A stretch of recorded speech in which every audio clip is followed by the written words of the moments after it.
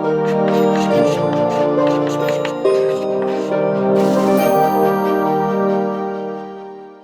Friends, तो आज हम लोग स्टार्ट कर रहे हैं अपना तीसरा चैप्टर। और ये चैप्टर है जिसके मैंने पहले भी आपको बताया हुआ था कि जिसमें हम लोग रिकॉर्डिंग की बात करेंगे, रिकॉर्डिंग ऑफ ट्रांजैक्शंस, जो भी हमारे लेन देन हो रहे हैं उनका अभिलेखन कैसे किया जाएगा।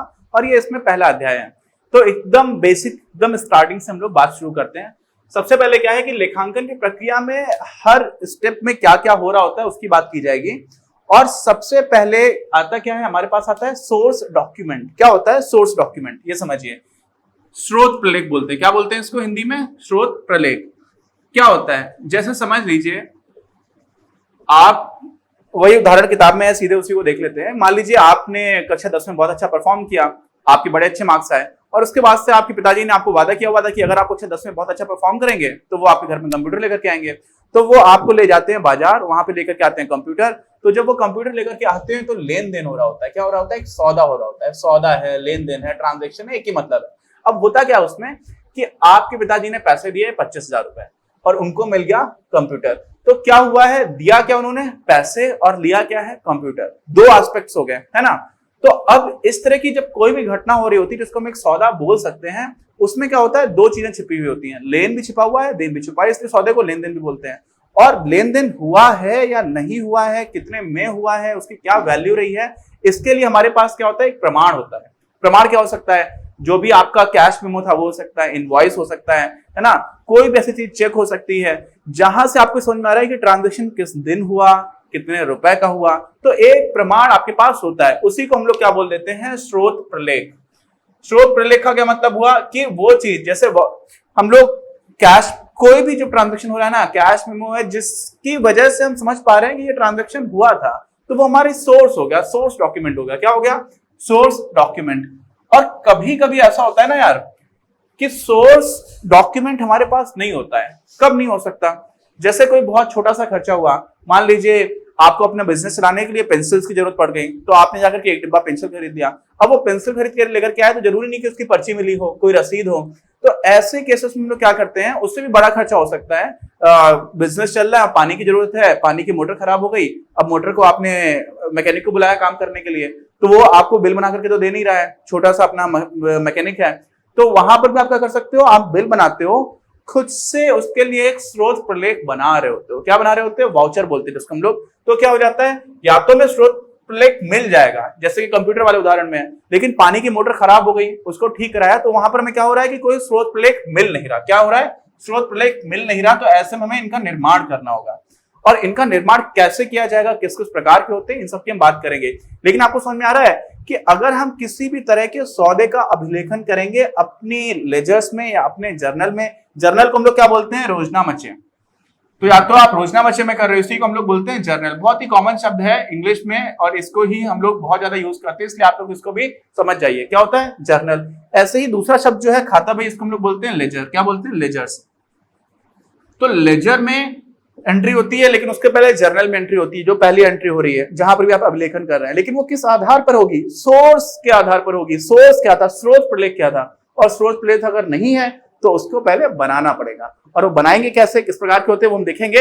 लेकिन आपको समझ में आ रहा है कि सबसे पहले हमारे पास स्रोत प्रलेख होगा या हम उसको बनाएंगे, उसके बाद हम उसका अभिलेखन करेंगे। कहां पर? जो प्रारंभिक प्रविष्टि की मूल पुस्तक होती है, सबसे पहले जहां पर आप ट्रांजैक्शन की एंट्री कर रहे होते हैं, वो होता है हमारा जर्नल।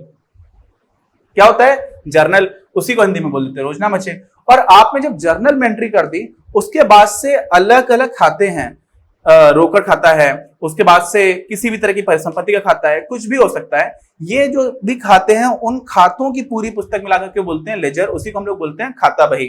तो खाता बही में किस किस खाते में एंट्री होगी ये हमको देखना पड़ेगा। जैसे मैंने आपको उदाहरण दिया कंप्यूटर वाला, उसमें क्या हो रहा है? रुपए आपके हो गए कम, ठीक है। मान लीजिए आपके पिताजी के नजरिए से अकाउंट बनाया जाए तो वो क्या करेंगे? अपना कैश कर देंगे कम, नकद हो गया कम, तो वो एक खाता घट गया। दूसरे में क्या हो गया? उनको मिल गया कंप्यूटर, तो एक तरफ परिसंपत्ति बढ़ गई। तो इस तरह की एंट्रीज हो रही होंगी। तो कम से कम दो खाते प्रभावित होते हैं। पुराने चैप्टर याद करिए, द्विपक्षीय होता है। और वो द्विपक्षीय कैसे होता है? डुअल एंट्री सिस्टम है हमारा, द्विअंकन प्रणाली है। वो कैसे हो रही है? कम से कम दो खातों को डिस्टर्ब किया जाएगा, कम से कम दो खातों में परिवर्तन आएगा। और वो कहां पर हो रहा है? हमारी हस्तांतरण जो है खातों की, किस तरह के खातों की, अलग अलग खाते हैं, ये खाता वो खाता, जितने भी तरह के खाते हैं उन खातों की जो पुस्तक उसको हम लोग क्या बोलते हैं, लेजर, खाता बही, उसमें हम लोग एंट्री कर देते हैं। तो किस किस तरह के वाउचर्स होते हैं आपको देखिए उसका उदाहरण है। सबसे पहले तो समझ लीजिए जो वाउचर हम लोग बना रहे हैं ना उसका कोई सेट पैटर्न नहीं होता, उसमें दो तीन चीजें इंपॉर्टेंट है। एक तो यह इंपॉर्टेंट है कि किस तारीख को हुआ, काल क्रमानुसार में बनाना होता है। काल क्रमानुसार समझ रहे हैं कि पहले कौन सा हुआ, उसके बाद से क्या चीज खरीदी गई, उसके बाद से क्या हुआ, उसके बाद से क्या हुआ, तो टाइम लिखा होना चाहिए। एक तो ये चीज जरूरी है। किस कंपनी, कौन सी कंपनी बना रही है उसका नाम भी हम लोग ऊपर लिख देते हैं, वो तो एकदम ही जनरल चीज हो गई। लेकिन इंपॉर्टेंट क्या है कि टाइम आपको लिखना चाहिए। फिर आपको यह भी लिखना चाहिए कि कितना अमाउंट का ट्रांजैक्शन हुआ और क्रेडिट हुआ है या डेबिट हुआ है, नाम पक्ष में किस खाते में जा रहा है, जमा पक्ष में किस खाते में जा रहा है। तो ये दो तीन चीजें ही हैं, लेकिन फिर भी ऐसा नहीं है कि इसका जो प्रारूप है वो पूरी तरह से फिक्स्ड है, ऐसा नहीं होता। बाकी अभी हम लोग आगे जब पढ़ेंगे तब खातों की बात करेंगे, कौन सी चीज नाम पक्ष में आएगी, कौन सी चीज जमा पक्ष में आएगी, वो फिक्स्ड है, वो निश्चित है। लेकिन वाउचर बनाने में कुछ ऐसा निश्चित नहीं है। क्यों भी निश्चित नहीं, ऐसा सोच सकते हो, क्योंकि यार अगर हमें वाउचर बनाने की जरूरत ही नहीं है, कब नहीं जरूरत है, जब हमारे पास पहले से ही कोई स्रोत प्रलेख है। तो स्रोत प्रलेख तो बहुत सारे तरह के हो सकते हैं, चेक हो सकती है, कैश मेमो हो सकता है, इनवॉइस हो सकता है, कुछ और हो सकता है। तो उन सबका प्रकार पहले से ही अलग अलग है। तो जब हम वाउचर बना रहे हैं तो एक तरीका सिर्फ अपना ये दिखा रहे हैं कि हमारे पास कोई प्रूफ है जहां से आप सत्यापन कर पाओ, तो उसका एक फिक्स कोई प्रारूप होने की जरूरत ही नहीं है। लेकिन उसमें भी कुछ अलग अलग तरह के प्रकार आते हैं, ठीक है, कि कभी एक ही खाता प्रभावित हो रहा है, कभी एक से ज्यादा हो रहा है, कभी क्रेडिट कई में हो रहा है, डेबिट एक ही में हो रहा है, कभी ऐसा हो रहा है क्रेडिट भी कई में हो रहा है और डेबिट भी कई में हो रहा है। तो वो सारी चीजें कैसे होती है अभी देखते हैं इसी वीडियो में। तो देखिए सबसे पहले हम लोग को क्या करनी है, इसके लेखांकन प्रमाणक बनाने की तैयारी करनी है और इसका वर्गीकरण करते हैं। तो इसका वर्गीकरण होता है कुछ तीन चार तरह से। एक तो होता है सौदा प्रमाणक। सौदा प्रमाणक क्या होता है भाई, देखिए बहुत ही आसान है। एक कोई अकाउंट है जिसमें नाम पक्ष में चीजें गई और एक कोई ऐसा खाता है जिसमें जमा पक्ष में गया, यानी कि कुल मिलाकर के दो ही खाते हो रहे हैं प्रभावित, एक नाम पक्ष का एक जमा पक्ष का। तो इसको हम लोग बोल देते हैं सौदा प्रमाणक या फिर ट्रांजैक्शन वाउचर। सबसे आसानी होता है। दूसरा कैसा होता है, दूसरा होता है डेबिट वाउचर। डेबिट मतलब नमा प्रमाणक, नाम प्रमाणक। अब नाम प्रमाणक में क्या होता है, नाम प्रमाणक में समझिए कि कई ऐसे खाते होंगे जिनके नाम पक्ष में प्रविष्टि हो रही होगी, लेकिन जो जमा पक्ष में प्रविष्टि हो रही होगी केवल एक ही में हो रही होगी। तो जब कई नाम पक्ष हैं और एक जमा पक्ष है तो उसको हम लोग बोलते हैं नाम प्रमाणक। ठीक ऐसे उल्टा हो जाएगा, जब बहुत सारे जमा पक्ष में प्रविष्टि हो रही होगी और नाम पक्ष में एक ही जगह पर प्रविष्टि हो रही होगी तो उसको हम लोग क्या बोल देते हैं, उसको हम लोग बोल देंगे जमा प्रमाणक। ठीक है, लेकिन कुछ ऐसे ट्रांजैक्शंस होंगे, कुछ ऐसे लेन देन होंगे जिसमें कई नाम पक्ष, बहुत सारे खातों के नाम पक्ष में प्रविष्टि हो रही होगी और बहुत सारे खातों के जमा पक्ष में, तो उसको हम लोग बोल देते हैं कॉम्प्लेक्स। कॉम्प्लेक्स समझते हैं, जटिल, जटिल प्रमाणक। तो देखिए ये तीनों मैंने आपको बताया। अभी इसका क्या प्रकार है, कैसे बनाया जाता है वो देखते हैं। तो देखिए ये सौदा प्रमाणक है, सबसे सिंपल यही होता है भाई। इसमें क्या है आपका, सबसे पहले देखिए जब भी हम लोग वाउचर बना रहे होते हैं ना तो वाउचर में ऊपर ये नहीं लिखते हैं, सौदा प्रमाणक नॉर्मली लिखा नहीं जाता, उसमें ट्रांजैक्शन वाउचर नहीं लिखा होगा। उसमें क्या लिखा होगा, उसमें सबसे ऊपर फर्म का नाम होगा। तो यहां से स्टार्टिंग होगी हमारी। जो ऊपर दे रखा है वो तो हमें पढ़ाने के लिए बता रखा है कि वो सौदा प्रमाणक है, लेकिन आप समझिए कि होगा क्या वास्तव में, सबसे ऊपर फर्म का नाम होगा। फर्म के बाद दूसरी चीज आती है, हमें पता था कि जब भी प्रमाणक बनाते हैं तो उनको एक ऑर्डर में बनाते हैं, तो उनकी एक क्रम संख्या होती है। तो दूसरी चीज आ जाती है हमारे पास प्रमाणक संख्या हो। अच्छा, फिर उसके बाद हमें ये भी पता हो कि किस दिन ट्रांजैक्शन हुआ था। अब यहाँ पर एक बात ध्यान रखिएगा, एक तो हुआ कि मान लीजिए आज से 3 दिन पहले ट्रांजैक्शन हुआ और आज मैं उसका वाउचर बना रहा हूं, आज मैं उसका प्रमाणक बना रहा हूं, तो आज की डेट डाली जाए या उस दिन की डाली जाए। तो हमेशा वो डेट डालते हैं, वो तारीख डाल दी जाती है, वो तिथि डाली जाती है जिस दिन ट्रांजैक्शन हुआ, जिस दिन लेन देन हुआ। ठीक है, उसको आप रिकॉर्ड कब कर रहे हो, उसका अभिलेखन कर रहे हो, उससे फर्क नहीं पड़ता।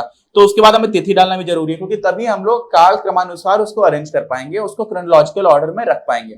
ठीक है, उसके बाद यहां पर क्या है कि कौन सा नाम खाता प्रभावित हुआ, क्योंकि हमें पता है सौदा प्रमाणक में एक ही नाम खाता प्रभावित हो रहा है और एक ही आपका जमा खाता प्रभावित हो रहा है। तो नाम खाता कौन सा, उसका नाम लिख देना है, जमा खाता कौन सा, उसका नाम लिख देना है। और निश्चित रूप से कोई भी ट्रांजैक्शन, तो राशि जब एक ही है तो नाम पक्ष में भी उतनी राशि जाएगी, जमा पक्ष में भी उतनी राशि जाएगी, खाते अलग अलग होंगे। तो यहाँ पर हमें राशि कितनी जाएगी वो हम अलग से लिख देंगे। और फिर आती है इंपॉर्टेंट चीज जिसको हम लोग बोलते हैं विवरण। ठीक है, एक्सप्लेनेशन क्या है, क्या हुआ था वास्तव में, कौन सी चीज के लिए खरीदा गया, तो उसका हमें क्या करना होता है, उसका हमें विवरण देना होता है। तो ये हो जाएगा हमारा प्रमाणक बन जाएगा। अब इसमें क्या आता है, हम लोग आमतौर पर प्रमाणक में नीचे की तरफ दाहिने हाथ पर उसका नाम लिखते हैं जिसने बनाया होता है, तो वो अपना साइन कर देता है, सिग्नेचर कर देता है, हस्ताक्षर कर देता है। और जो उसका अनुमोदन करता है, जो उसको अप्रूव करता है, उसका क्या करते हैं हम लोग, बाईं तरफ उसको हस्ताक्षर ले लेते हैं, उनका नाम लिखवा लेते हैं और दाईं तरफ उसका जिन्होंने बनाया था। तो ये एक बेसिक तरीका है। अब आप समझ जाइए कि कोई भी वाउचर बनाने का कोई स्टैंडर्ड तरीका होता नहीं है।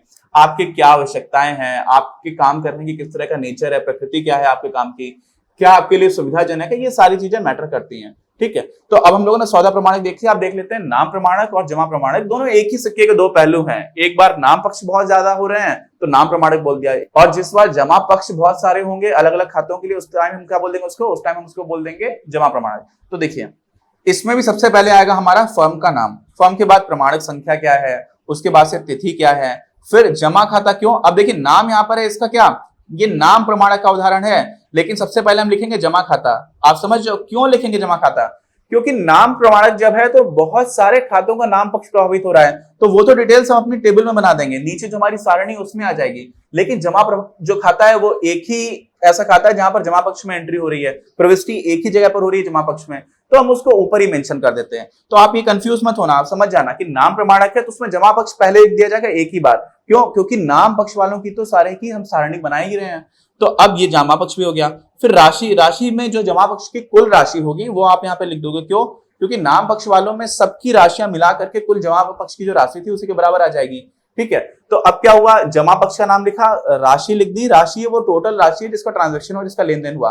अब ये लेन देन टूट टूट करके जा रहा है किसमें, जो हमारे ऐसे खाते जहां पर नाम पक्ष में एंट्री हो रही है। तो अब हम उनका फिर से नाम करना स्टार्ट कर देंगे। तो सबसे पहले क्रम संख्या लिखेंगे। क्रम संख्या क्यों, क्योंकि हमारी जो भी एंट्री हो रही है उसमें हम किस खाते की बात कर रहे हैं। फिर कोड संख्या आ जाएगी, खाते का नाम आ जाएगा, और ये राशि वो राशि होगी जो उस पर्टिकुलर खाते से संबंधित होगी। फिर उसका हम विवरण दे देंगे। तो जैसा ऊपर फॉर्मेट था वैसा ही हो गया, बस इसमें दो तीन चीजें थोड़ी सी बदल गई हैं। और फिर बनाने वाले का फिर से दाहिनी साइड पर आ गया, और जो अनुमोदन करेगा उसका नाम और हस्ताक्षर किस तरफ आ जाएगा, बाईं साइड पर नीचे की ओर। तो ये हो गया। अब ये आप ध्यान रखिए, इसमें क्या था, ये नाम प्रमाणक था जिसमें हम लोगों ने पहले जमा खाता लिखा था। एग्जैक्टली ऐसा ही बनेगा हमारा क्या, जमा प्रमाणक। जमा प्रमाणक देखिए, अब जमा प्रमाणक में प्रमाणक संख्या, तिथि, सब कुछ वैसा ही है, बस यहाँ पे नाम खाता आ जाएगा जो आपको समझ में आ जाएगा कि एग्जैक्टली उल्टा हो जाएगा। और फर्म का नाम तो हमें पता ही है कि सबसे ऊपर लिखना ही होता है। और उसके बाद जमा खाते कौन कौन से होंगे और किस खाते में कितनी राशि हुई है उसको भी हम लोग लिखना स्टार्ट कर देंगे, फिर उसका विवरण दे देंगे। एग्जैक्टली वैसी चीज है, तो ये भी आपको समझ में आ जाएगा, इसमें भी कोई चीज घबराने की बिल्कुल भी नहीं है। अच्छा, अब क्या करेंगे, अब हम लोग बात करते हैं किसकी, जटिल प्रमाणक की। जटिल प्रमाणक ऐसा होता है जिसमें कोई ऐसा लेन देन हुआ जिससे बहुत सारे खातों में नाम पक्ष में प्रविष्टियां हो रही हैं और बहुत सारे खातों में जमा पक्ष में प्रविष्टियां हो रही हैं, तो वो हमारा हो जाता है जटिल प्रमाणक। तो वो कैसे बनेगा, उसमें भी कोई दिक्कत नहीं है। जब आपने इतना समझ लिया तो उसको हम लोग क्या बोलते हैं, जटिल प्रमाणक को ही रोजनामचा यानी कि जर्नल वाउचर भी बोलते हैं। क्या बोलते हैं, जर्नल वाउचर भी बोलते हैं। तो आपको अगर रोजनामचा प्रमाणक या फिर जटिल प्रमाणक दिखाई पड़े तो कंफ्यूज नहीं होने की जरूरत है, एक ही का नाम है। अब क्या हो जाता है, प्रमाणक संख्या हम ऊपर लिखेंगे और तिथि लिखेंगे, सबसे पहले ये चीज आ जाएगी। और फर्म का नाम तो आपको पता ही है कि सबसे ऊपर लिखा जाता है। अब क्या आ जाएगा, अब आपकी जो भी नाम पक्षी प्रविष्टियां हैं वो आप लिख देंगे एक साथ। तो खाता कौन कौन सा खाता है जिसमें नाम पक्ष में प्रविष्टियां हो रही हैं, फिर राशि कितनी कितनी है उन नाम पक्ष में, और उसके बाद से आप उनका विवरण दे देंगे। ऐसे ही आप जमा पक्ष की प्रविष्टियां लिख देंगे, खाते का नाम और क्रम संख्या कोड संख्या तो आपको पता ही है, सीधा सीधा यहाँ पर भर देते हैं। फिर कितने, अब जैसे यहाँ पर इन्होंने 3 बना रखे हैं, जरूरी नहीं है कि 3 ही हो सकता है कि 3 से ज्यादा नाम पक्ष में प्रविष्टियां हुई हैं और जमा पक्ष में उतनी प्रविष्टियां नहीं हुई हैं, तो हो सकता है वहां पर 3 ही खाते डिस्टर्ब हुए। और यहाँ पर क्या मान सकते हैं, यहाँ पर ये मान सकते हैं कि नाम पक्ष में हो सकता है ज्यादा हो, तो इन्होंने तो 3 और 3 बना दिया। जरूरी नहीं है कि आपको 3 ही ऐसी एंट्रीज करनी हो। ठीक है, तो इससे भी ये तो बहुत ही बचपन क्या बचकानी बात है कि आप ऐसा समझ जाओ कि वो सारणी बना दी है, प्रारूप दे दिया है। अब ये प्रारूप भी कोई रिजिड नहीं है, रिजिड मतलब बहुत दृढ़ता नहीं है, आप चाहो तो अपनी कंपनी के अपनी आवश्यकता के अनुसार इसको बदल सकते हो। अच्छा, अब ये सारी चीजें हो गई। अब आपको ये समझ में आना चाहिए कि कुछ चीजें ऐसी हैं जो बहुत ही ज्यादा इंपॉर्टेंट हैं, कब, जब हम लोग को इसको बनाने की जरूरत पड़ती है और कब तक इसको बना करके रखना चाहिए। तो देखिए, हमारा जो भी व्यवसाय है उसकी ऑडिटिंग होती है। क्या होती है, ऑडिटिंग। ऑडिटिंग समझते हैं, उसका अंकेक्षण। तो जब तक हमारे फर्म के अकाउंट्स की ऑडिटिंग ना हो जाए तब तक हमें वाउचर्स को संभाल के रखना पड़ता है। जब तक हमारे फर्म्स के जो भी टैक्सेस हैं उसका मूल्यांकन ठीक से ना हो जाए और उसकी ऑडिटिंग ना हो जाए तब तक हम उसको संभाल करके रखेंगे। क्यों, क्योंकि हमें दिखाना पड़ता है कि भाई देखो ये हमारा सोर्स डॉक्यूमेंट है, स्रोत तो यही है रिकॉर्डिंग का। अगर ये नहीं है तो आप कोई एंट्री कैसे कर पाओगे। इसलिए आपको तब तक, जब तक एक बार हमने सब कुछ देख लिया कि हाँ सारी चीजें ठीक है, हमारा टाइम पीरियड खत्म हो गया, उसके बाद फिर हम इनको हटा सकते हैं। उससे पहले हमें संभाल के रखना पड़ेगा। और अब अगर हमें इन्हें संभाल के रखना है तो निश्चित रूप से जो कागज पर हम इसको प्रिंट करेंगे वो कागज अच्छी क्वालिटी का होना चाहिए। तो ये भी बहुत ही बेसिक बात है। तो इसलिए पहली चीज आ जाती है कि जिस कागज पर लिखा हो वो अच्छे किस्म का कागज हो। ठीक, दूसरी बात क्या होती है कि सबसे ऊपर फर्म का नाम लिखा हो। अच्छा, ये भी हम बात कर चुके हैं। फिर क्या आता है कि जो तिथि है उसके सामने लेन देन की तिथि लिखी जाएगी, ना कि जिस दिन उसका अभिलेखन किया जा रहा है। आ रही बात समझ में? और फिर प्रमाणित संख्या जो है वो क्रमबद्ध होनी चाहिए, संख्याबद्ध होनी चाहिए। अब इसका क्या मतलब है कि हमें पता है कि हमें एक उसके क्रमानुसार लगाना होता है। तो क्रमानुसार आप तब लगा पाओगे जो आप बताओगे कि हाँ ये पहला था, ये दूसरा था, ये तीसरा था, या चौथा था। अलग अलग तरह से लोग एंट्री करते हैं, AA1, AA2, AA3, इस तरह से भी करते हैं। तो वो आपके ऊपर अपनी आपकी आजादी है, लेकिन किसी भी तरह का सिस्टम हो उसमें क्या होना चाहिए, क्रम होना चाहिए। जैसे कार्स की प्लेट होती है ना, आपने देखा होगा कि नंबर क्या होता है गाड़ी का, मोटरसाइकिल में नंबर होता है, तो वो नंबर भी एक क्रम में होता है। ऐसा नहीं है कि ए के बाद डी ही आएगा, मतलब ए के बाद बी फिर सी फिर डी आएगा, तो एक क्रम हो रहा होगा। वैसा यहाँ पर भी क्रम बनता है। फिर आ जाते हैं, जिस खाते में नाम या जमा में प्रविष्टि होनी है वो खाते को अभी आप लिखेंगे, कितनी राशि जाएगी ये भी लिखेंगे, अगर कई खाते ऐसे उसमें नाम पक्ष में प्रविष्टियां हो रही हैं वो भी लिखेंगे, और फिर उनका विवरण भी लिखेंगे। और विवरण के बाद से जो खाता बना रहा है वो दाहिने पक्ष में नीचे की तरफ अपना हस्ताक्षर करेगा, और जो उसको अनुमोदित कर रहा है वो नीचे की तरफ बाईं ओर वहां पर अपना नाम और हस्ताक्षर लिखेगा। तो ये हो गई आपकी बेसिक जानकारी जो आपको खाते से बनानी है। कोई फिक्स इसका प्रारूप है नहीं, इसलिए इसको लेकर के बहुत ज्यादा घबराने की जरूरत नहीं है। अब हम लोग देखेंगे कि अब हमारे पास कोई एक ऐसा उदाहरण लेकर के बात करेंगे अगले वीडियो में, जिसमें हम लोग लेखांकन करना शुरू करेंगे। क्यों? क्योंकि अब हम लोगों ने जो सोर्स डॉक्यूमेंट है उसकी बात कर ली है। सोर्स डॉक्यूमेंट मतलब क्या? जिससे हम लोग सत्यापित कर पाए कि हमारे को ट्रांजैक्शन हुआ था, और साथ में हम उसको बचा करके रख पाए जब तक कि हमारा अंकेक्षण ना हो जाए हमारी फर्म का। तो मिलते हैं अगले वीडियो में। वो वीडियो बहुत इंपॉर्टेंट इसलिए होगा क्योंकि वहां से हम लोग अपनी लेखांकन या अपना अभिलेखन जो है एकदम स्टार्ट कर रहे होंगे। ये स्टार्टिंग हो चुकी है, लेकिन ये हमारा रिकॉर्डिंग से पहले की चीज है, समझ रहे हैं? खेलना स्टार्ट नहीं किया, खेलने से पहले का वार्म अप है एक तरह से। तो मिलते हैं हम लोग अपने अगले वीडियो में। अपनी क्लास का उद्देश्य आप सभी के लिए आप ही की भाषा में गुणवत्तापूर्ण शिक्षा उपलब्ध कराना है। कक्षा 12 तक के सभी प्रमुख विषयों पर हम वीडियोस बना रहे हैं, और कुछ विषयों पर वीडियोस आपके अपने चैनल अपनी क्लास की ही अन्य प्लेलिस्ट पर अपलोड भी हो चुके हैं। ज्ञान के प्रकाश से देश को सशक्त बनाने के हमारे इस प्रयास में इस चैनल को सब्सक्राइब करके और लोगों के साथ शेयर करके अपना बहुमूल्य योगदान जरूर दें। पढ़ेगा इंडिया तो बढ़ेगा इंडिया।